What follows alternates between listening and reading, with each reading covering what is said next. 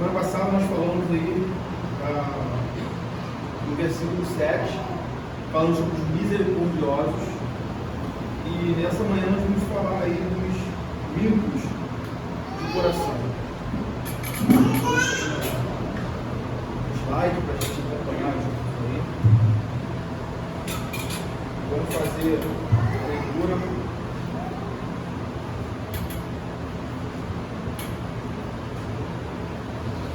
Fazer a leitura vamos ler versos de 1 a 8 do capítulo 5 de Mateus. Irmãos, aí pode abrir, por favor. Vamos ler os versos de 1 a 8. E nós vamos nos concentrar especificamente no verso 8. Ok? A palavra do Senhor diz assim: vendo Jesus das multidões, subiu ao monte, como se assentasse, aproximaram-se dos seus discípulos, e ele passou a ensiná-los, dizendo: bem-aventurados os humildes de espírito, porque deles é o reino dos céus.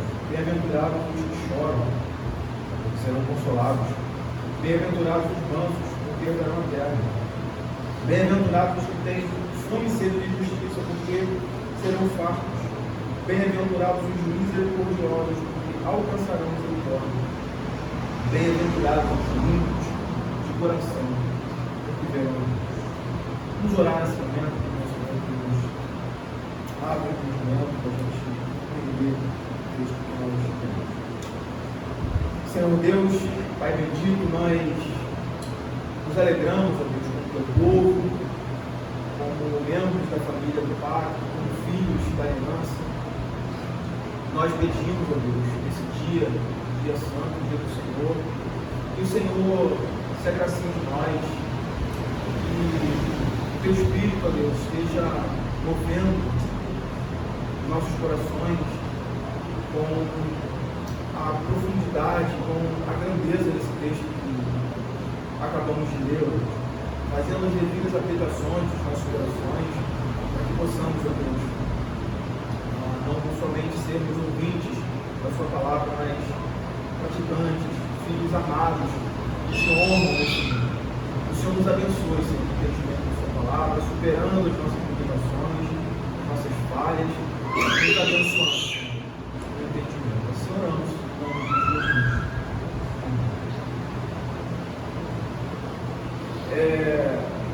Fazendo aí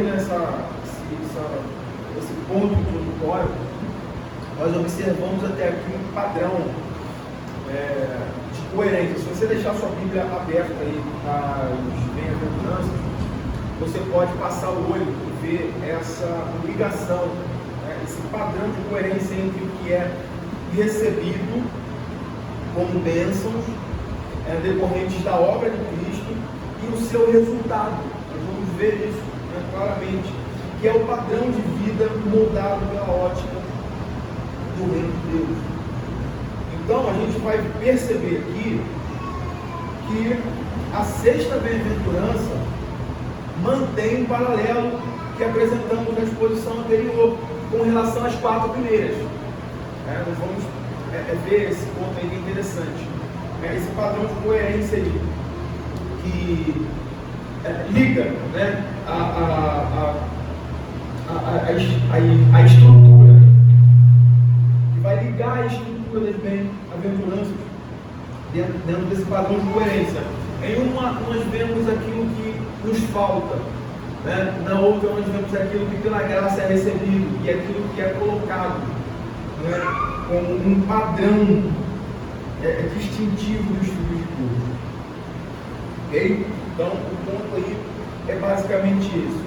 Tendo visto que as quatro primeiras são bastante expressivas de uma deficiência que possuímos, as quatro últimas irão considerar os resultados. Veja bem que interessante, os resultados de termos sido supridos pela graça, tornando-nos então misericordiosos, limpos de coração, pacificadores, e como resultado final de tudo isso, perseguidos por causa da justiça, que são os últimos, a última exposição aí, a última relação com as quatro primeiras. Ou seja, se a segunda bem-aventurança diz que Se você for acompanhar aí, você vai perceber.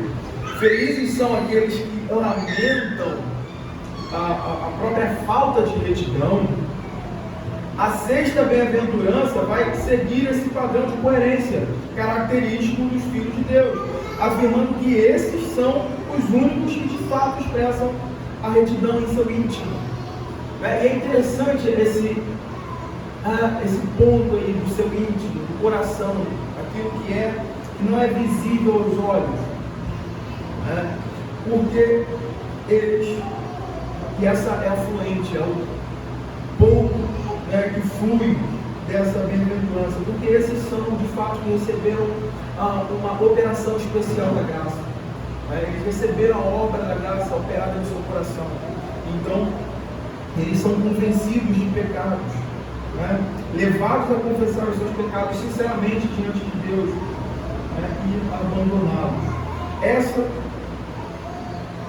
é a certeza, podemos dizer isso, Essa é a certeza que todo crente verdadeiro pode ter assegurada em Cristo Jesus. Tudo que está acontecendo na vida dele é oriundo, é fruto, é decorrente dessa obra que perdoa a sua condição, o seu coração culpado, a sua relação com Deus é mudada. Abra 1 de João 1, verso 9. 1 de João, cá. E se alguém quiser falar ou colocar, fazer uma colocação, pode ficar à vontade, tá?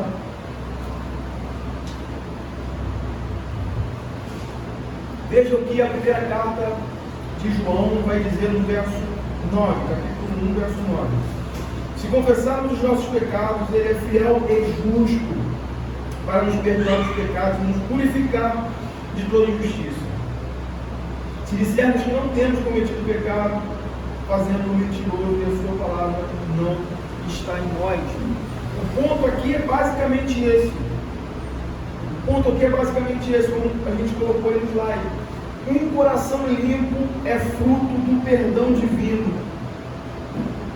Então, quando nós lemos ali, bem-aventurados os limpos de coração, a gente nunca pode esquecer o que bem-aventurado significa. Felizes, mais que felizes, aqueles que de fato receberam uma bênção graciosa da mão de Deus, é uma dádiva de Deus ao crente específico, especificamente ao crente. Então o ponto é esse: o coração limpo é fruto do perdão divino, e esse tem uma visão bem clara do pecado que ainda habita nele. Lembra que nós falamos na semana passada dessa condição, que às vezes me deixa um tanto pensativo, em admirar como essa graça continua a atuar em nós, mesmo sendo pecadores, santos ao mesmo tempo. Então, o ponto aqui é esse: o perdão divino.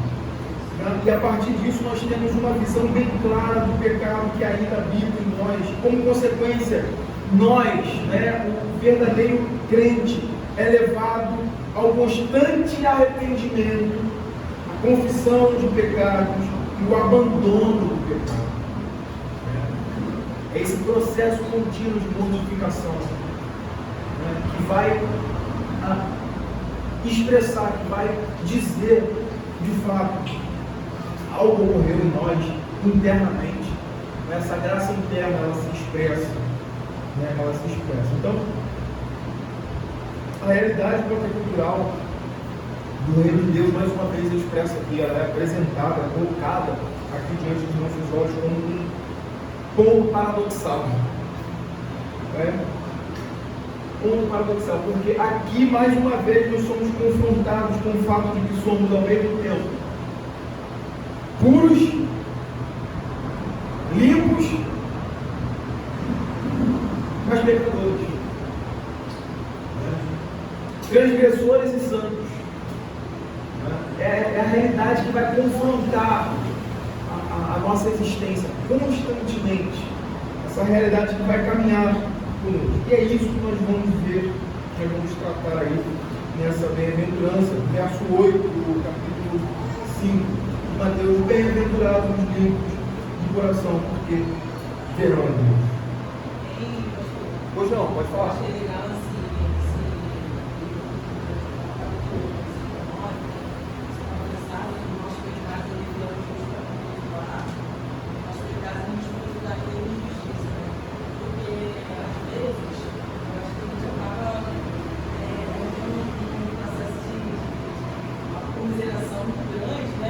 E às vezes nós mesmos não nos perdoamos pelos nossos pecados. Deus ele nos perdoa. A gente tem que focar nisso, porque Jesus Cristo, ele nos justifica. Sim. Ele nos purifica de todo pecado. Então, nele nós somos puros. E às vezes eu acho que a gente acaba toda hora, assim, é bom a gente ficar se avaliando. Se reavaliando, sim, mas não ficar naquela autocomiseração. Meu Deus. Amém, glória a Deus. Mas nós somos justificados por Jesus Cristo. Então nós temos que ser felizes por essa justificação que nós temos por meio de Jesus Cristo. Então, você tocou num ponto importante. O reverendo Éder Campos, ele comentando, ele tem comentado esse Sermão do Monte, verdadeira felicidade, e ele fala nesse ponto, ele toca nesse ponto, e que a Bíblia não aponta para isso, para essa autocomiseração nossa. Ela não aponta para isso, mas ela aponta para uma conscientização, para essa consciência que o poder do Espírito agir em nós vai nos levar. Essa compreensão de quem nós somos e a nossa busca a Cristo, porque é somente nele que nós vamos encontrar paz diante de Deus. Então aquela coisa, como você colocou no lá, eu não me perdoo, não é para a gente mesmo. Você não tem que se perdoar, você não tem nenhum direito, você tem que realmente ver que você é mal. Se for o contrário, está errado. Eu já recebi perdão de Cristo. Veja, as pessoas às vezes colocam o perdão de Cristo como inferior. Só foi perdão. Quem és tu? Coloca no nível acima. Não, acho que o meu problema é que eu não me perdoei. Ele vai trabalhar isso. Não existe isso. A Bíblia não aponta para um auto-perdão. Não tem esse negócio. A Bíblia aponta para uma consciência de que nós, como filhos de Deus, criados para a glória de Deus, transgredimos isso. Ofendemos o nosso Criador. Então, o nosso senso tem que ser esse de: olha, eu estou ruim, mas por isso que nós somos mais que felizes, porque alguma coisa aconteceu, apesar de nós, que nos dá essa graça aqui, de percebermos isso. É interessante que o texto de 1 João, ele vai dizer, ele aponta para isso. E aqueles que vão pedir perdão a Deus são exatamente esses que estão recebendo essa obra, essa atuação do Espírito Santo. E nem todos vão a Deus, nesse sentido. E foi convencido do pecado e não tem isso, não se preocupa com o pecado. E pedir perdão, se confessar pecado. Não interessa para isso. Então isso aponta para uma obra exclusiva no nosso coração, fruto da graça do Senhor. Então o nosso coração, a partir daí, ele tem que expressar isso, esse sentimento, e é por isso que eu falo, essa realidade nossa, enquanto aqui salvos pela graça de Cristo, é algo que às vezes foge da minha compreensão. Nós somos santos, nós somos justos, não tem uma condenação. Nós somos pecadores, nós pecamos. Acho que a gente consegue aprender muito a equilibrar as coisas, para não ser no extremo da autoconsideração, de diminuir o perdão de Cristo, e do outro lado também não tornar o pecado como um elemento habitual que faz parte da minha vida e está tudo bem. Acho que a gente consegue equilibrar isso com o texto de Romanos, capítulo 7, que o apóstolo Paulo vai trabalhar o problema do pecado, que é a transgressão da lei.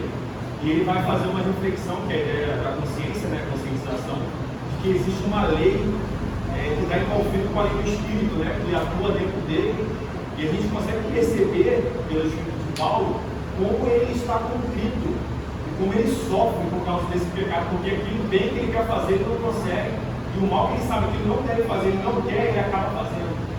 E ele vai concluir, ele vai caminhar para o final falando porque quem me livrará do corpo dessa morte?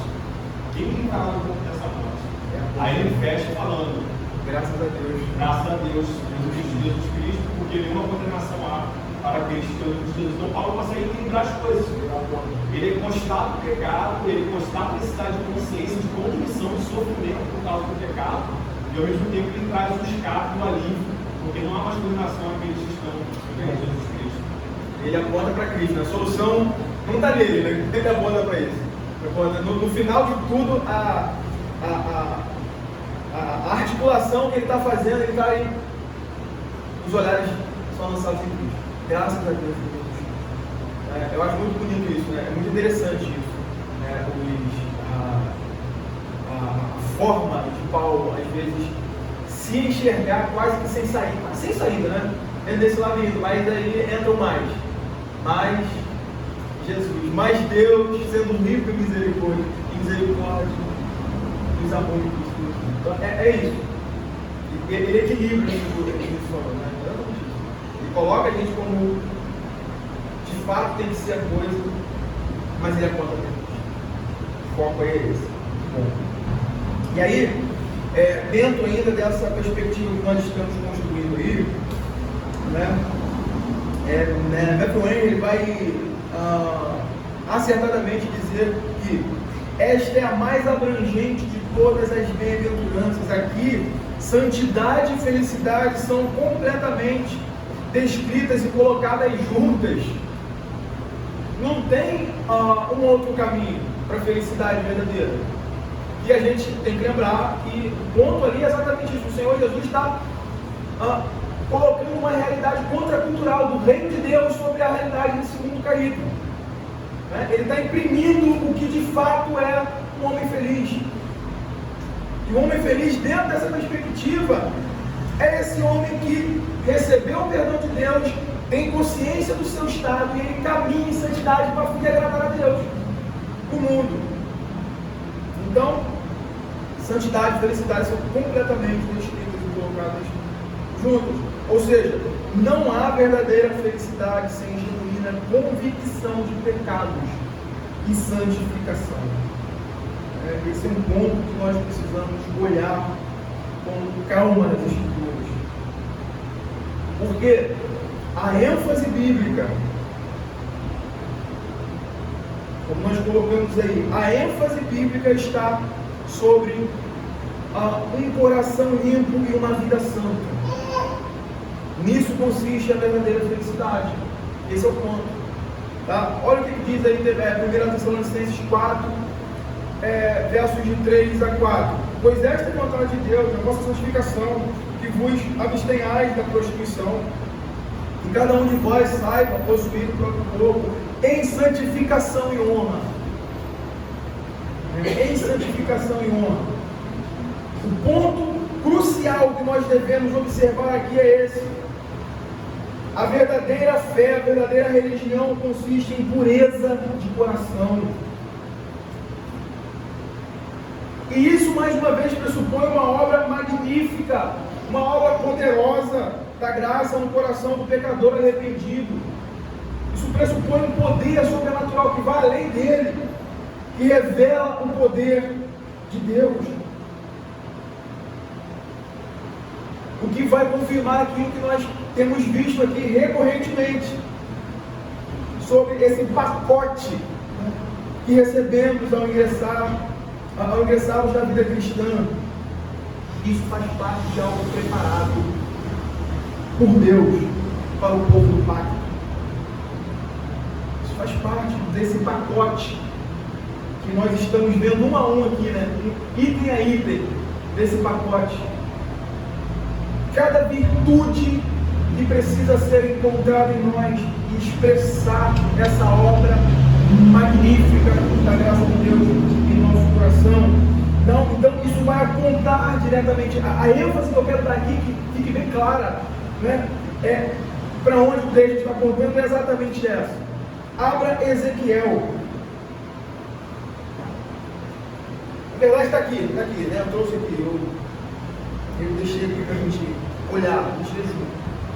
Olha que interessante. O texto, a palavra do Senhor apontando para isso. Olha o fluxo da coisa. Dar-vos-ei coração novo, porém dentro de vós espírito novo. Tirarei de vós o coração de pedra e vos darei coração de carne. Porém dentro de vós o meu espírito e farei que andeis nos meus estatutos. Guardeis os meus juízos e os observeis.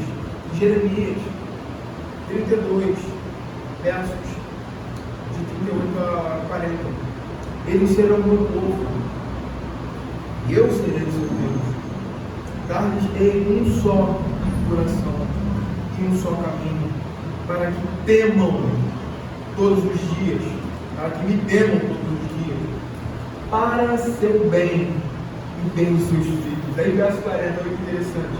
Farei com eles aliança eterna, segundo a qual não deixarei de lhes fazer o bem, e porei o meu temor no seu coração, para que nunca se apartem de mim.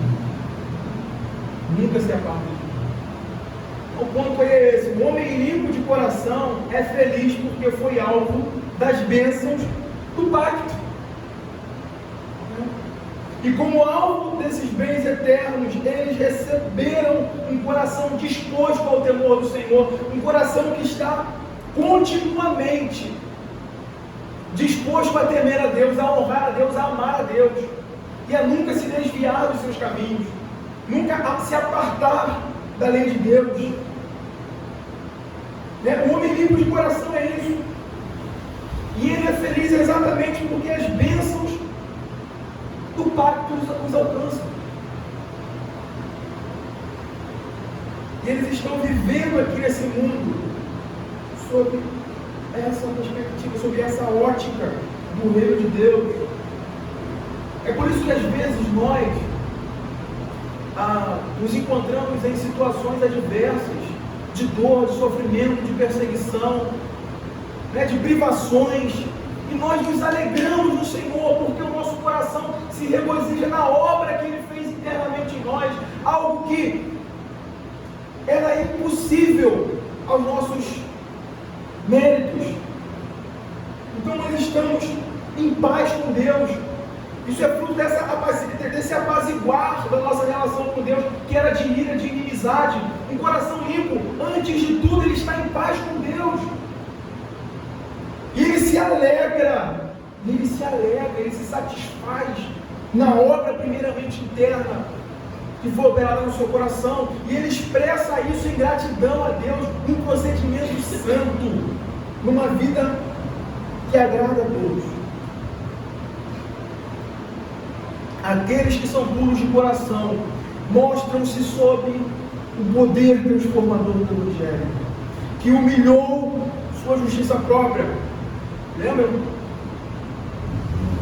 Primeira bem-aventurança, que o levou ao lamento, que domou ele, o fez desejar a justiça e a misericórdia, e agora ele é descrito como limpo de coração. Ele é descrito como alguém que é limpo de coração. É interessante porque a Bíblia vai apresentar maneiras diferentes para entender a mesma coisa, para entender pureza de coração e santidade, coração limpo. E a ênfase bíblica, como nós falamos, está apontada para o coração, para o íntimo do homem, e não para meras externalidades, para coisas exterior, para uma bela apresentação, para uma coisa da casca. A ênfase bíblica está no coração. E por que é importante nós enfatizarmos isso aqui? E darmos importância a isso? Porque nós somos fascinados por aparências. Nós somos fascinados por aparências.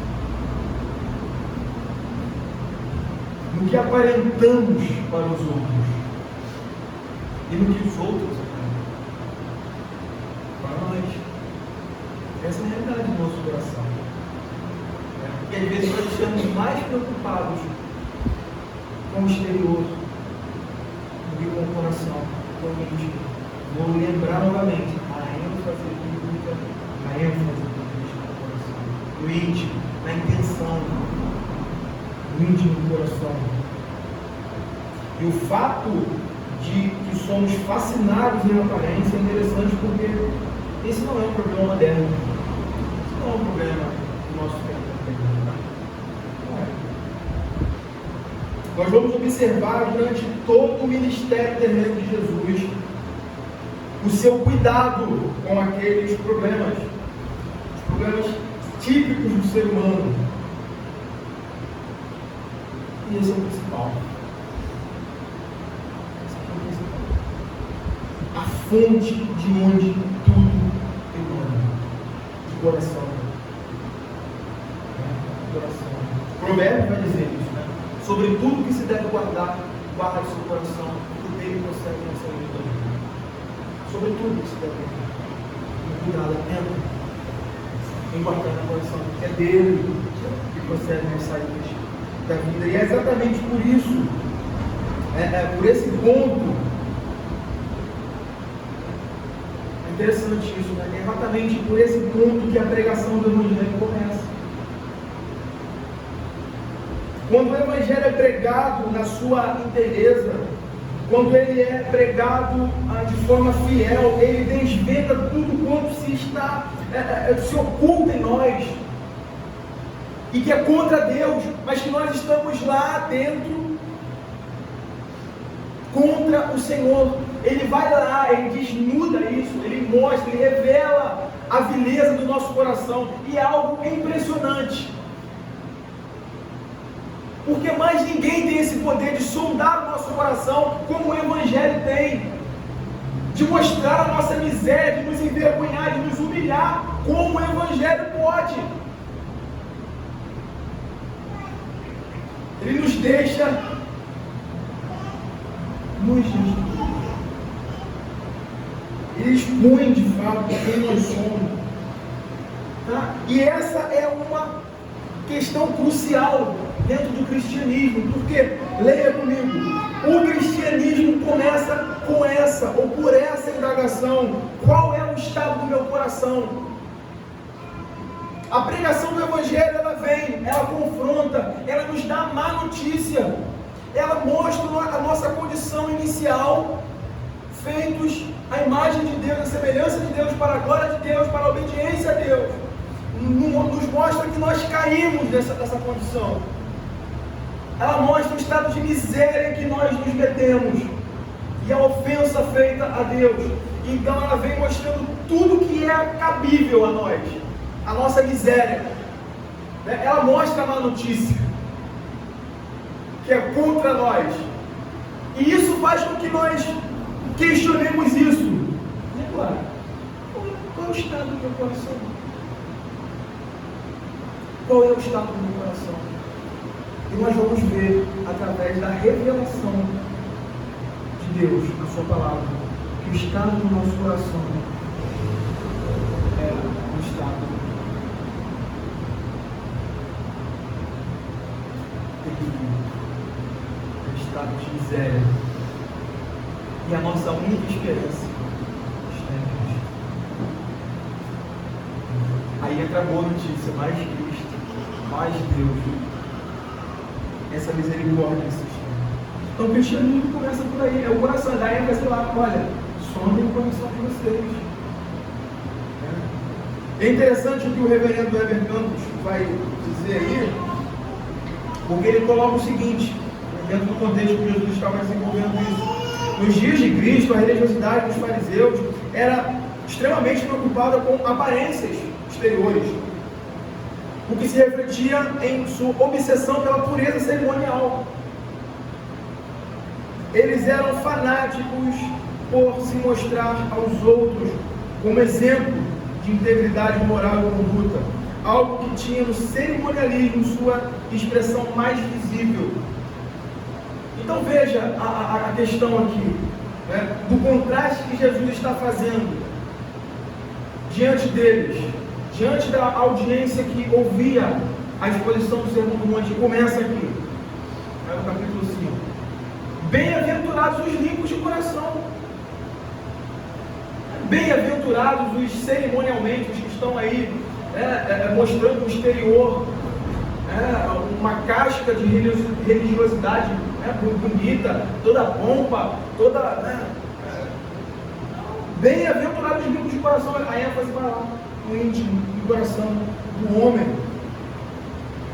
Os fariseus, quando a gente olha ali, faz essa leitura contínua, linear das Escrituras, a gente vê que os fariseus eles se mostravam dispostos a reduzir a maneira de viver,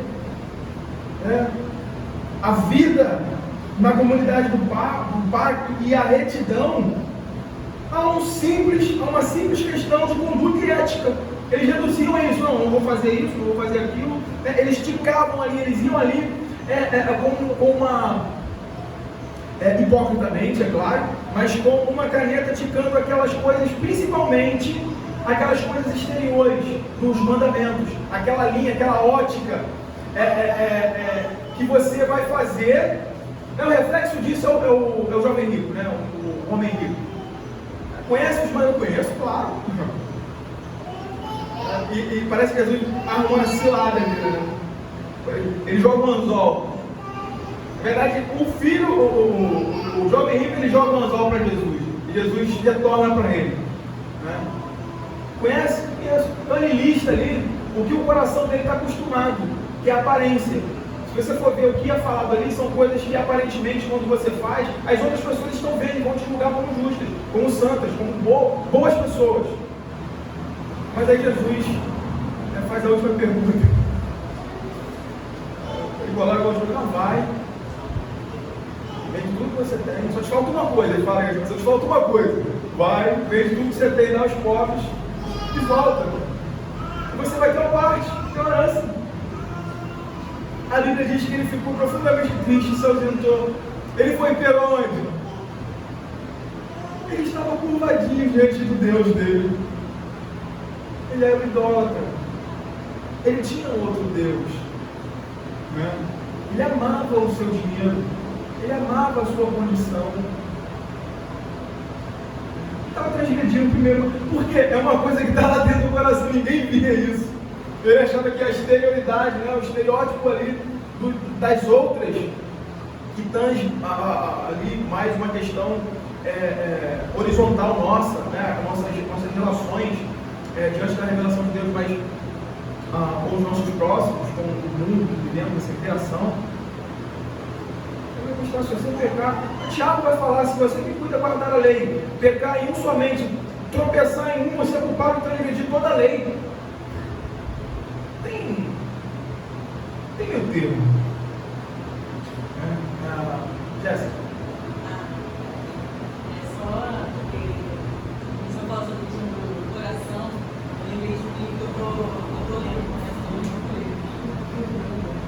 que é Instruindo o Coração da Criança, que é uma mostra do livro, não sei agora, ele fala justamente sobre a questão de você, quando você corrigir o seu filho, você conflitar, não com o comportamento, não com o filho, você tem que obedecer, mas é na questão do coração, você ir no coração da criança ou do adolescente. O foco do problema. Exatamente, aí eu lembrei disso, achei muito interessante, que foi basicamente o que resumiu daquilo que o autor ele fala um pouco sobre a questão de você focar no íntimo, daquilo que é o foco do coração. Ele está procurando a minha referência. Legal. Voltando ao que você já disse no início, a gente viu como que realmente o ser humano é o mesmo, porque a gente tem isso aí, hoje em dia, do lado dos religiosos cristãos, mas é engraçado que a gente vive isso até nos ímpios, por exemplo, os progressistas. A gente tem toda uma exterioridade de bondade, mas não tem uma hipocrisia mesmo. Tem até uma frase que eu li há semana passada, acho que do Chester, já estava lá em Box, perguntaram no jornal qual é o problema do mundo. Qual é o problema do mundo? Aí os testes respondem sucintamente. Eu. Muito bom. Porque eu acho que isso é isso que o Evangelho vem destruir na raça humana. Porque nós, seres humanos, nós nunca dizemos que o problema somos nós, ou seja, o nosso coração. Aí ele sempre diz que o problema é o humano, é a sociedade, o mínimo é a espécie. Não, é errado, não, mano. Eu não fiz um homem para errar. Deus não fez Adão e Eva. Você vai fazer isso, você vai pecar, tá? Ele acha que é errado, não, mano. E Jesus é um exemplo maior, por isso também tem vários motivos, por isso que ele foi crucificado, porque Jesus mostrou que é errado, não, mano. Porque ele foi um varão perfeito, ele se encarnou, ele viveu literalmente no meio de pecadores, porque ele tinha já coisa mas a sociedade me corrompe. Jesus nasceu numa sociedade corrompida também, e não se corrompeu. E aí Jesus mostra que o nosso coração é perfeito. Como que a gente precisa ser limpo. E quando está falando dele, ele diz que para mais impossível. É algo de Espírito Santo. É algo que a gente se recolhe a Cristo. É algo que Deus estabeleceu, mas que o seu povo vai sujeito a Cristo. Não tem como nós sermos limpos de coração a parte de Cristo. Sem Deus, sem a graça do Senhor operando em nós. Então isso pressupõe, muita gente falou no início, isso pressupõe uma graça, um poder magnífico de Deus, para que isso aconteça de fato. Você não pode limpar-se, não pode purificar-se. Nossa pureza, ela é uma pureza derivada da obra de Cristo, uma pureza que ela é oriunda da operação da graça. Então, concluindo esse enredo que nós estamos falando, dessa casca de religiosidade que às vezes nós, como cristãos, nós somos levados a viver por diversas questões, precisamos estar atentos a isso, tá? Nós precisamos ter uma atenção redobrada sobre isso. Porque, dentro desse ponto ainda, existem muitas autoridades ligando aquilo que nós falamos, que os fariseus eles reduziam a vida no meio da família da aliança, como, sou povo de Deus, sou filho de Abraão. Lembra que eles falavam constantemente, sou filho de Abraão, eu tenho sangue azul, eu não sou qualquer não. Mas o ponto ali é exatamente, eles reduziam a maneira de viver dentro da família da aliança ao simples questão de conduta ética. Eles achavam que observando aquele padrão de bom moço, aquele exterior de cumprir isso, eu faço isso, faço aquilo, então eu sou justo diante de Deus. Então você coloca o mérito da coisa na sua obra, naquilo que você faz, não na graça de Cristo. E a gente precisa estar consciente de que, até no meio da nossa sociedade corrompida, a gente conversa direto aí, falando sobre o Estado, sobre a condição que nós estamos vivendo no meio do mundo que nós estamos vivendo, caído, caótico, sem senso de moral, mas ainda assim existem autoridades, juízes, cargos, que os seus cargos lhes exigem uma postura ética correta. Vai exigir, naturalmente, eles estão ali, uma postura ilibada. Assim, aparentemente, eles não demonstram as suas loucuras, Eles estão ali controlados por essas rédeas, mas isso não significa que eles são justos diante de Deus, porque o seu coração é limpo, o seu coração foi justificado, ele tem paz com Deus. Não quer dizer nada muita coisa. Então, por isso que a gente tem que enfatizar isso, porque o foco está lá no coração. Jesus reprova essa postura ao dizer que lhes era necessário limpar o interior antes do exterior. Nos aponta para essa realidade. Alguém abre aí Mateus 23, dos versos 25 a 28. Quem achou pode ler mais alto, por 22.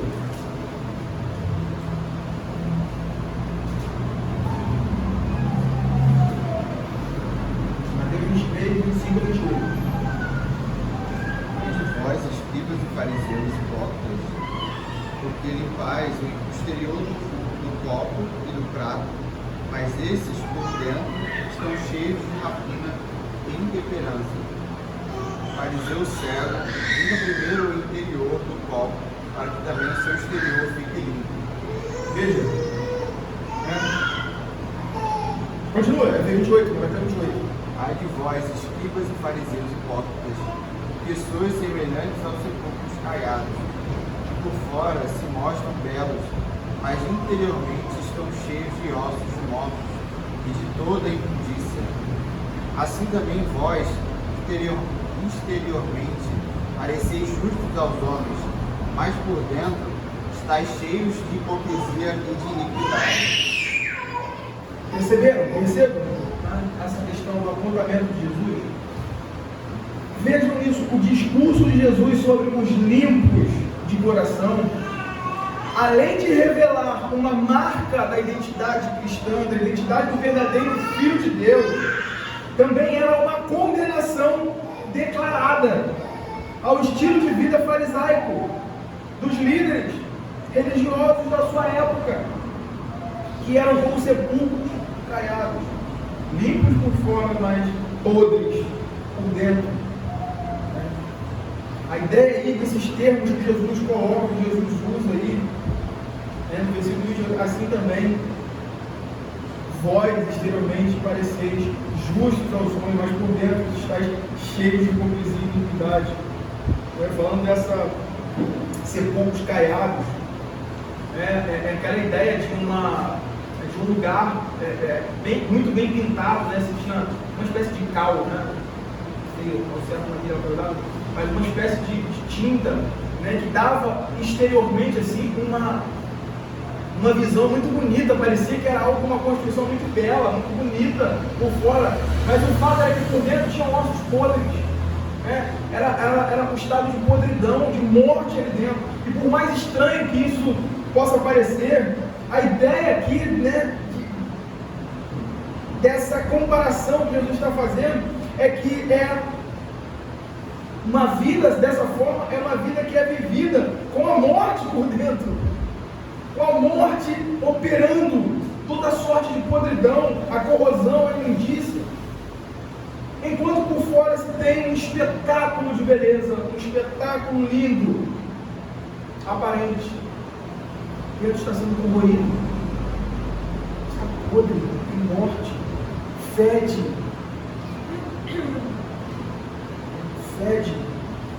e uma comparação muito tosca que a gente pode fazer aqui é quando nós chegamos diante de alguma coisa já podre, nós temos prazer em ficar perto de um animal podre, de uma carne podre. Temos algum prazer? Não, dá até nesse fundo, até chega a arrepiar. Você imagina nós nos dizendo filhos de Deus, que amamos a Deus, mas com o nosso coração podre. Imagina quando nós chegamos diante do culto a Deus, diante da presença de Deus, diante da face de Deus, com todos os ritualismos, com toda aquela caixa bonita, o cheiro que chega às narinas de Deus. Você imagina essa figura, você diante de uma coisa podre e fedendo. O nosso estado por dentro diante de Deus é mais ou menos isso aqui. É mais ou menos isso aqui. Eu acho que é interessante é bem didática a mensagem que Cristo passa no exemplo dos fariseus, né? Sim. Porque estamos vendo a bem-aventurança dos limpos de coração, mas é interessante que o próprio catecismo, lendo a pergunta, ele vai falar que o Senhor, como pai que disciplina os seus filhos, ele por um breve momento, não de maneira permanente e definitiva, mas ele por um breve momento, que a gente não sabe que vai ser um breve de um ano, né? Ele pode deixar o crente se afundar nos seus pecados como punição. Então acho que a gente tem que refletir bastante, porque a palavra de Deus, e nós temos diversos exemplos, ele trabalha, a gente tem que cuidar com o partido do ponto do hipercalvinismo, né? No sentido de que, não, eu sou limpo de coração. Então, nesse sentido de que eu não faço uma autoanálise, não peço ao Espírito Santo que me leve a constatar como o meu coração está.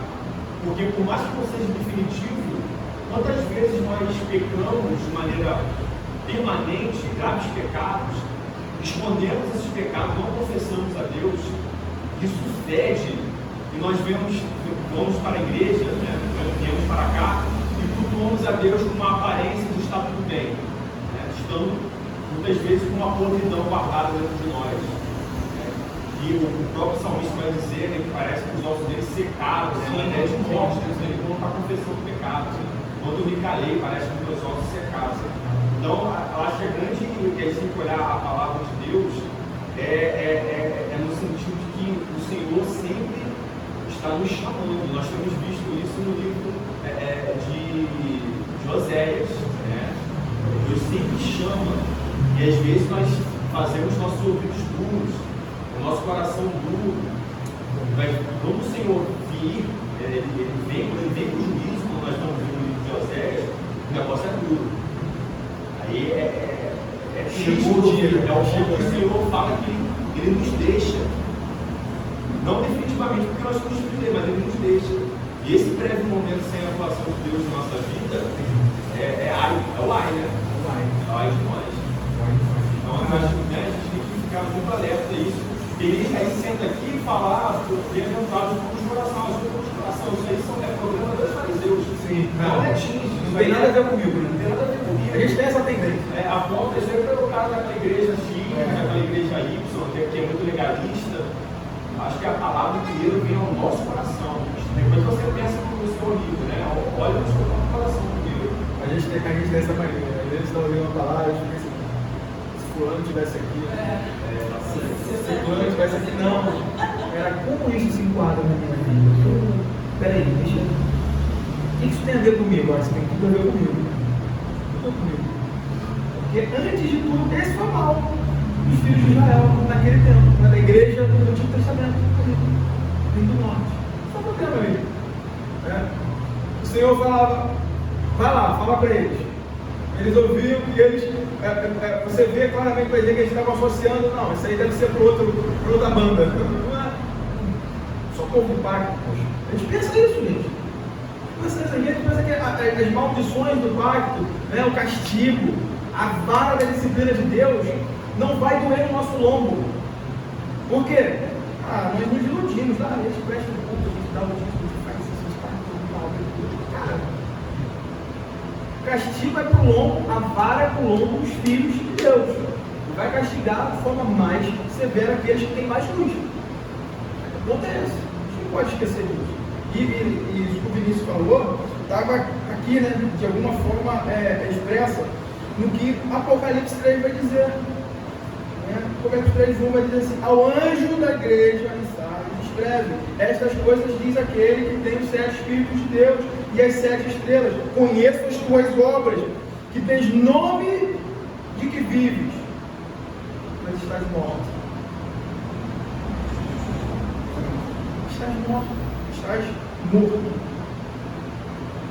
A gente tem que, todas as vezes que nós ouvimos a palavra de Deus, nós devemos aguçar o nosso ouvido, aguçar o nosso coração, a exercitar como a nossa vida tem caminhado. O que essa mensagem está querendo dizer? O que essa voz do Senhor, por meio da exposição da sua palavra, está me chamando?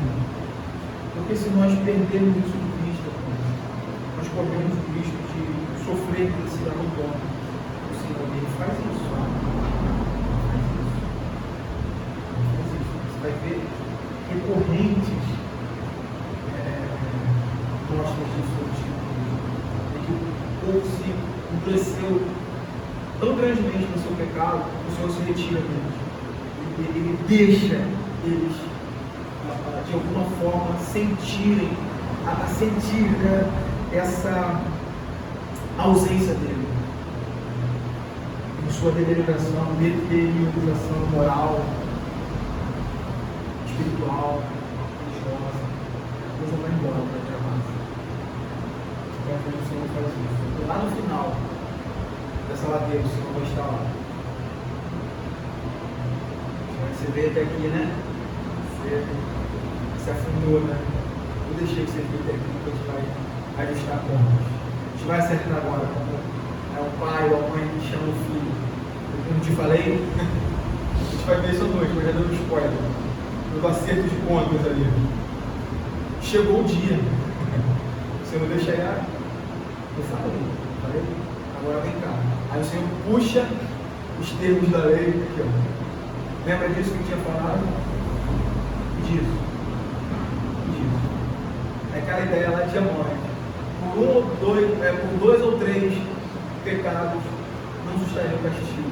O Senhor misericordioso, ele é compassivo, ele deixa uma geração, 2 gerações, e avisando 2 gerações, 3 gerações, pecando nos mesmos pecados, cometendo os mesmos erros, endurecendo o seu coração e dando mais combustível para a próxima. No quarto, não sustentarei o castigo. Agora vem cá, o dia do juízo chegou. Vamos lá. Vem abaixo. Pode falar, é para participar. Só dar um pedacinho do livro. Pode? Eu falei sobre a questão do coração. Eu acredito que pode incluir assim. Encher o coração dos seus filhos, né? Irmãos, alguém foi surpreendido em alguma causa. Vós, pessoas espirituais, corrigir com o Espírito Santo. Guarde para que não sejais também mutados. Gálatas 6:1. Imagine seu filho tenha problemas de comportamento na escola. Você havia orado a respeito do seu dia da escola, ele prometeu que se comportaria bem hoje, no entanto, à tarde você recebe aquele telefonema dele. Ele não se comportou bem. Gálatas 6 dá uma percepção clara sobre como ministrar ao seu filho.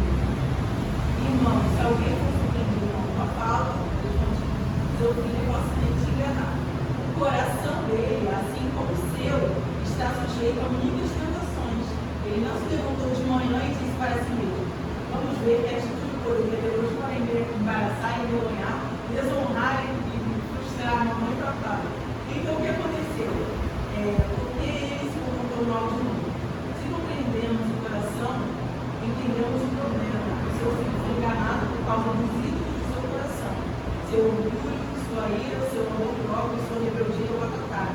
Ele foi capturado pelo pecado. É que fala o alvo da intervenção, né? O alvo da intervenção é vós, pessoas espirituais, corrigir com os espíritos de brandura.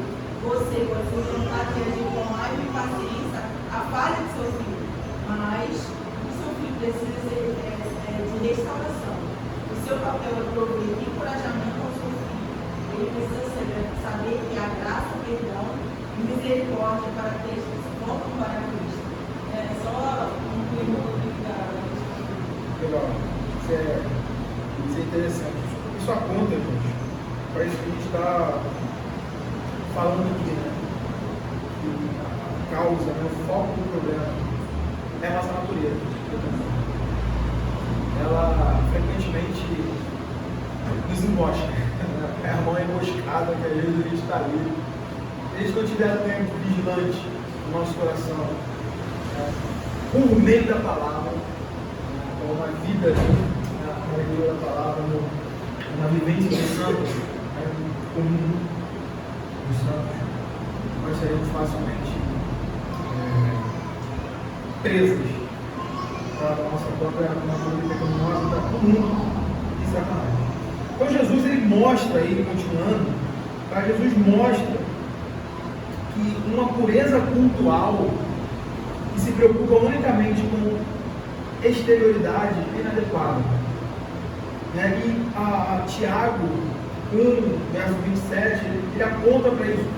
Ligando Tiago 1, 27 a Tiago 4, 8. Veja o que o texto diz.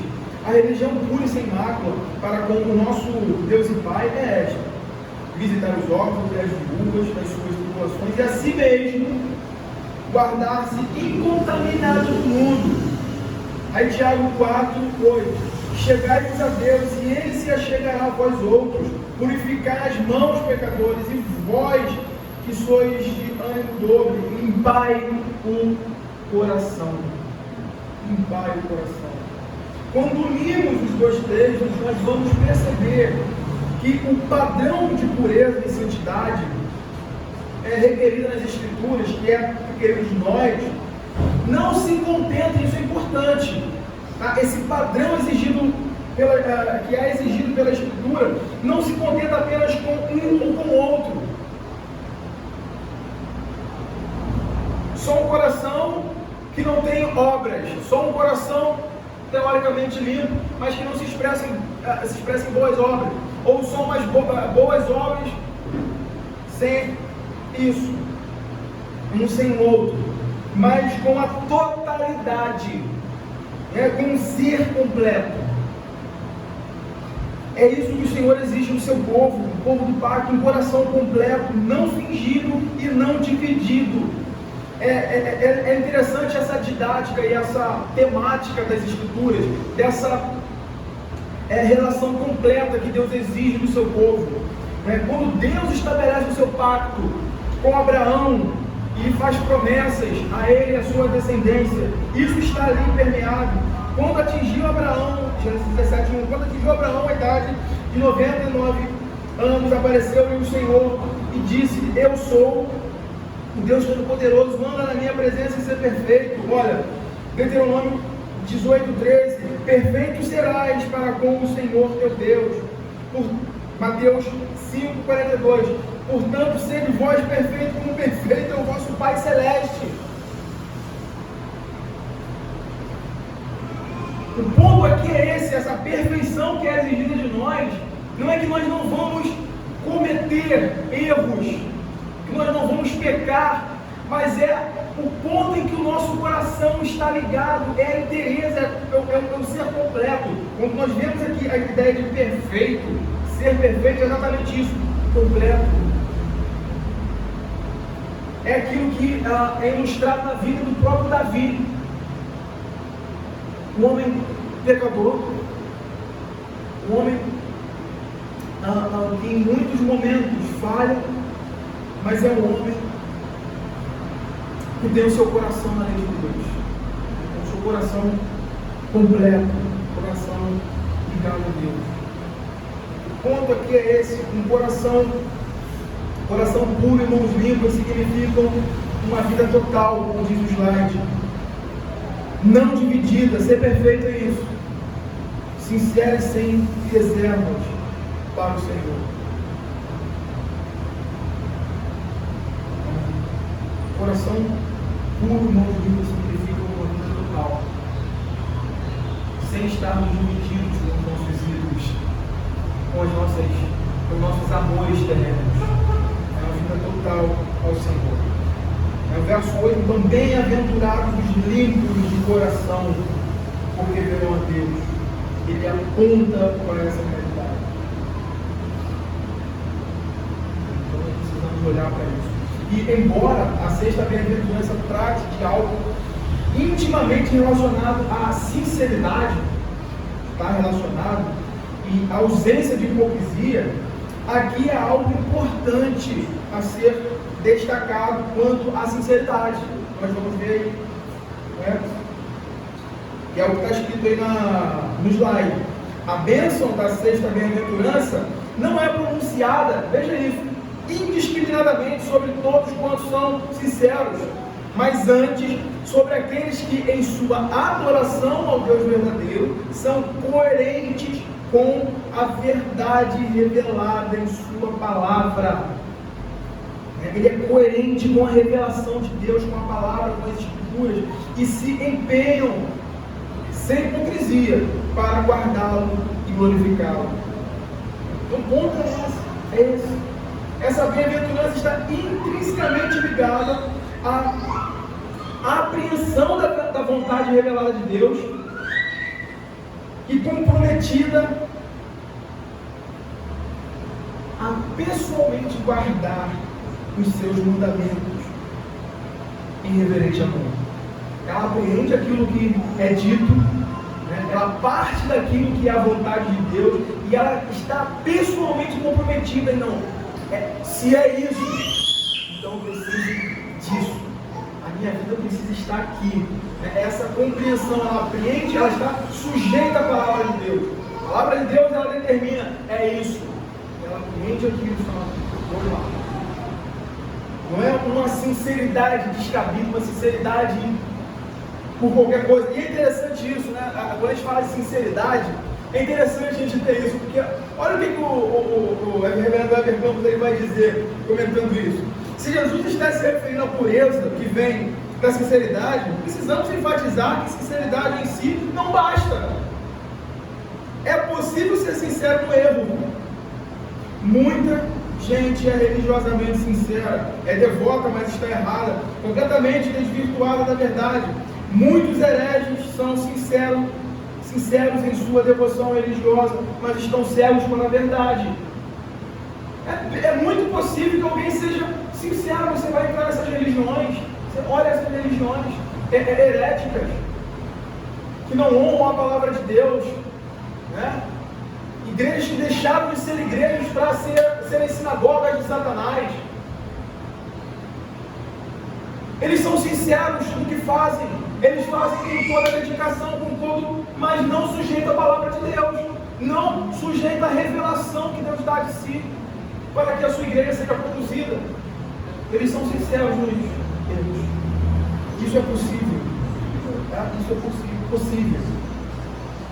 Então o ponto aí é esse: ser limpo de coração significa uma disposição sincera em agradar a Deus e uma mente cativa à sua palavra. A disposição sincera tem que estar presente, mas a mente precisa estar cativa à palavra de Deus, porque o nosso coração tem muitas ilusões.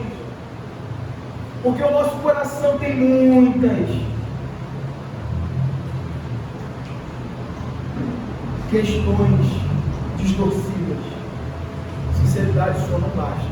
Tem que ser uma sinceridade cativa a palavra de Deus, que esteja submissa ao que é exigido de nós de fato. Aí, por dentro desse ponto aí, o homem limpo de coração. Tem alguma coisa? O homem limpo de coração é aquele que de fato ama o Senhor de todo o coração, não só com a boca, tá? Não só com a boca, mas com toda a alma e com toda a sua força. Esse é o ponto que vai ser dito lá em Deuteronômio 6,5. Amarás, pois, o Senhor teu Deus de todo o coração. Ser perfeito é isso. É esse amor total a Deus, de toda a tua alma, de toda a tua força. Isso aqui resume o que é ser um homem limpo de coração, perfeito diante de Deus. E esse é basicamente aquele protesto que o Senhor vem constantemente fazendo. E o próprio Sermão do Monte ali, que começa nas bem-aventuranças, ele vai contrastar isso.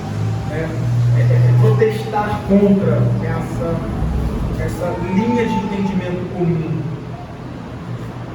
essa duplicidade de ânimo entre aqueles que se chamavam povo de Deus, mas se mostravam falsos, se mostravam hipócritas. A honra estava nos seus lábios, mas no íntimo era desonra. Deus era desonrado. E é o que vai estar dito lá em Isaías 29:13. O Senhor diz: visto que este povo se aproxima de mim, então em sua boca, com os seus lábios me honram, mas seu coração está longe de mim. Veja a ênfase. Seu coração está longe de mim, o seu temor para comigo consiste só em mandamentos de homens, que maquinalmente aprendeu. A gente precisa ter cuidado com isso, gente. A gente precisa ter cuidado com isso. Ter uma relação com Deus maquinalmente, que não tem significado. Mas vamos ver isso hoje à noite, aquilo que é dito. No momento que o juízo chega para eles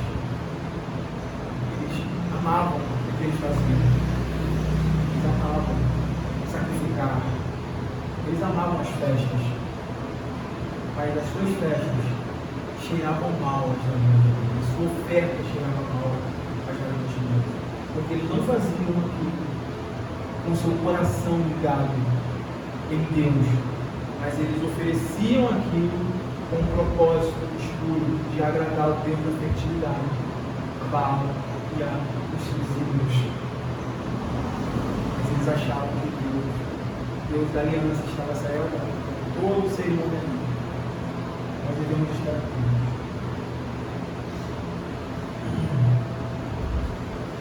Trazendo isso para a nossa realidade, devemos nos colocar diante do espelho que é a palavra de Deus e sondar o nosso coração com algumas perguntas sérias.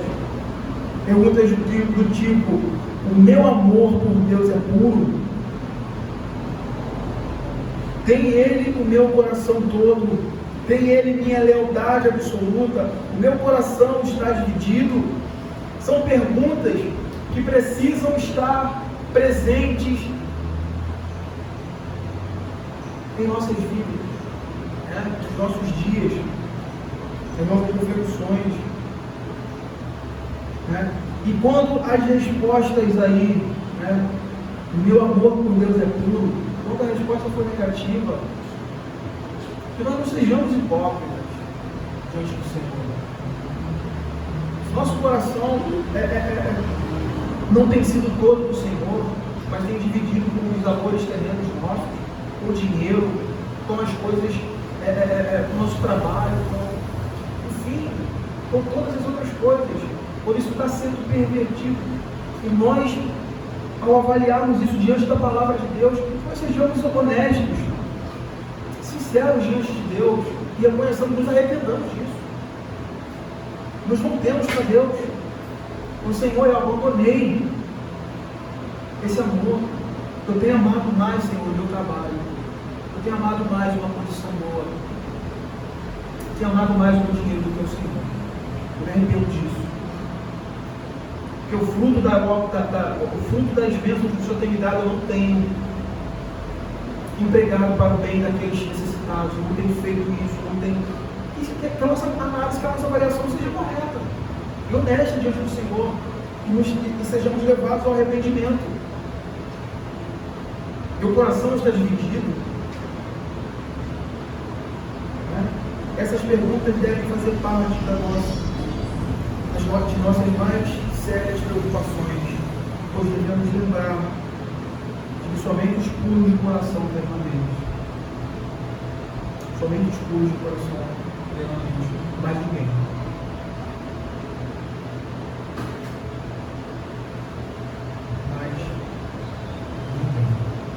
Seria um ponto importante. O Salmo 24, versos 3 a 6, vai dizer: quem subirá ao monte do Senhor? Quem há de permanecer no seu santo lugar? Resposta: o que é limpo de mãos e puro de coração, que não entrega a sua alma à falsidade, nem jura dolosamente. Este obterá do Senhor a bênção e a justiça do Deus da sua salvação. Tal é a geração dos que o buscam, dos que buscam a face do Deus de Jacó. Então, esse é o ponto: somente os limpos de mãos e puros de coração subirá ao monte do Senhor e permanecerá no seu santo lugar. Caminhando para o fim aí, ao homem de coração limpo, ao limpo de coração é dito que eles verão Deus. E aqui está algo de discussões, na história. Como é que é esse ver a Deus aí? Como é que nós devemos entender a questão de ver? O que é isso? Bem-aventurados os limpos de coração, porque verão Deus. McCohen vai dizer o seguinte: a felicidade de ver a Deus é prometida àqueles, e somente àqueles, que são puros de coração. Pois que prazer uma alma não santificada poderia ter na visão de um Deus santo? Nenhuma. Cara, nem assim, sabe? É o contrário, é o oposto. Tem pavor, horror de imaginar essa possibilidade. Você imagina uma alma transgressora, um coração ímpio, que desonra a Deus, que não ama a Deus, que na verdade odeia a Deus, que vive uma vida completa de ódio e repelência a Deus. Você imagina ela estando da realidade, diante da realidade de um Deus santo, com uma espada na mão, para encontrá-la. Que prazer terá nessa alma? Então, o ponto é esse. Essa é a verdadeira felicidade dos crentes puros de coração, é ver o seu Deus. E sobre essa expressão aí, ver Deus, há muitas opiniões, irmão. Há muitas opiniões, tá? Que vão divergir entre si. E que eu creio que não cabe aqui a gente ficar discutindo fulano da certo, fulano doutrando. Enfim, não é aqui uma discussão teológica. Mas eu creio que é importante tentar estabelecer o sentido dessa visão da escrita aqui. Ver. Podemos dizer que, em certo sentido, há uma visão de Deus em torno daquele Senhor. Há uma determinada visão, né, de Deus que o crente tem por meio da providência. Os crentes podem notar a presença de Deus em um sentido em que ninguém mais pode fazê-lo. Os simples não podem ver. Eles olham para a obra da criação da mão de Deus, se glorificam a Deus. A gente estava sentado ali ontem, frente para o mar, e a gente sentado, a gente estava em pé conversando, vendo a onda batendo, a beleza da obra da criação de Deus, e falando como pode. Não pode alguém duvidar disso. Isso foi criado pela mão de um Deus sapientíssimo, Deus santo, Deus bom, Deus poderosíssimo, todo poderoso. Como pode? Então, em um certo sentido, Deus se mostra ao seu povo por meio da obra da providência, por meio da natureza, por meio do próprio homem. O próprio homem revela isso. Por meio da sua palavra revelada, nós podemos ver Deus em um certo sentido. Mark Lloyd Jones ele vai dizer aqui: há uma visão que é possível aos olhos da fé, que é desconhecida aos ímpios. O coração impuro não vê a Deus em nada nenhum. O coração impuro ele vê, até mesmo às vezes, aquelas coisas pontuais que Deus usa, como o sol, a chuva, que dá o fruto, que dá o alimento, que dá o mantimento. Eles não agradecem a Deus, eles não louvam a Deus por isso. Antes o seu coração se endurece, se perverte e tenta suprimir essa revelação de Deus. Não vê Deus no lugar nenhum. E não sei se o texto de Hebreus 11, abra Hebreus 11, 27.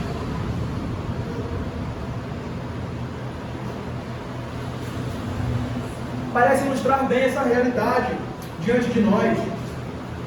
Veja, Hebreus 11, 27 vai dizer: pela fé, ele abandonou o Egito, não ficando amedrontado com a cólera do rei, antes permaneceu firme como quem vê aquele que é invisível.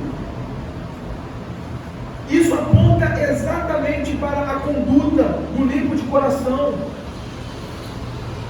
de que agimos nesse mundo, de que vivemos nesse mundo, permanecendo firmes como quem vê aquele que é invisível. A nossa conduta de santidade aqui é uma conduta que apreende toda a revelação de Deus, fixa os seus olhos no Senhor e caminha nesse mundo com os seus olhos fixos naquele que é invisível. Então, em um certo sentido, nós podemos dizer que temos essa visão ainda aqui, enquanto caminhamos nesse mundo. Podemos ver as pegadas do Senhor, sua obra, seu poder, sua providência. Mas também podemos esperar uma visão mais clara e própria de um estado glorificado. E aí a coisa é para onde aponta. Sem mais a presença distorcedora, né, do pecado, uma presença que ofusca, que embaça a nossa visão, que é o pecado. E parece ser sobre isso que João fala em sua primeira carta. Não precisa abrir, eu vou ler. Prestem bastante atenção no que é dito aqui, porque em cima disso nós vamos concluir. Tá? Primeira carta de João, capítulo 3, de 1 a 3. Vede que grande amor nos tem concedido o Pai, a ponto de sermos chamados filhos de Deus. Lembra? Da bem-aventurança? Fala, porque seremos chamados filhos de Deus. E de fato somos filhos de Deus. Por essa razão, somos filhos de Deus. O mundo não nos conhece, porquanto não o conheceu a Ele mesmo. Amados, agora somos filhos de Deus e ainda não se manifestou o que haveremos de ser. Sabemos que quando Ele se manifestar, seremos semelhantes a Ele, porque haveremos de vê-lo como Ele é. E a si mesmo se purifica todo o que nele tem esta esperança, assim como Ele é puro. Esse texto ele condensa toda a compreensão daquilo que o Senhor está dizendo aqui, é a apreensão daquilo que Deus disse sendo expressa pelo Espírito de Deus através das palavras de João aqui. Esta é a promessa que todos nós, todos os verdadeiros crentes, em todos os tempos podem ter firmadas em Cristo. Nós o veremos como Ele é. Não importa o que as opiniões teológicas vão dizer. O texto diz, nós o veremos como Ele é. A promessa para os limpos de coração é exatamente essa. Nós teremos uma visão clara e objetiva de Deus. E aí não me pergunte como vai ser essa visão clara e objetiva de Deus. Nós teremos. Não me pergunte como vai ser.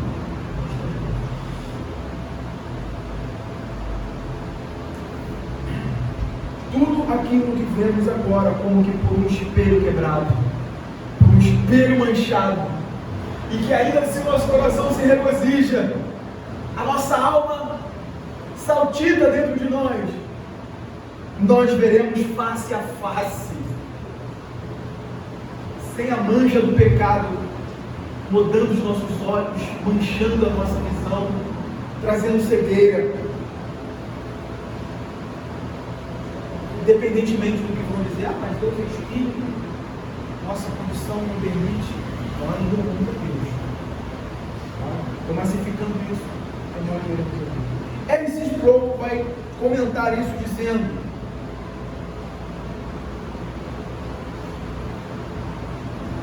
ver como Ele é não será uma mera percepção externa. Nós seremos capazes de penetrar muito além do que nossa condição física, temporal e distorcida hoje podem captar ao contemplá-lo em sua glória. Este tipo de visão inclui uma apreensão direta, imediata, independente de sensações físicas. E é isso o que podemos esperar no céu quando virmos Deus como Ele é. É algo que nós ficaremos extasiados, nós ficaremos perplexos, nós ficaremos de eternidade em eternidade diante de quem Ele de fato é. Nós nunca nos cansaremos dessa visão bendita do nosso Deus, porque nós seremos transformados para isso. Nós receberemos o corpo de glória, a semelhança do corpo de Cristo. E veremos o nosso Deus trino. Veremos o nosso Deus. O grande desafio é, apontando, finalizando esse ponto, o grande desafio que o cristianismo nos coloca é isso: vivermos por fé. Tá? Esse é um grande desafio, irmão. Viver aqui nesse mundo por fé. Olha o que nós colocamos aí na última partezinha aí, final. Temos um coração purificado por um Deus que é invisível, e damos cada passo da nossa caminhada cristã, honrando sem ver aquele a quem contemplaremos face a face. Essa é a loucura da pregação do Evangelho. Essa é a loucura da pregação do Evangelho. É somente um coração gerado novamente por Deus. Você pode crer nisso, ter esperança nisso, almejar isso e viver aqui por fé nisso. Somente um coração regenerado. Porque aqui foge a lógica da razão humana caída. Aqui foge a lógica da razão humana caída. Foge completamente. É exatamente por isso que, embora a nossa fé tenha razão, né? Tenha razão, uma fé burra, uma fé descabida, mas ela se curva, ela se encolhe.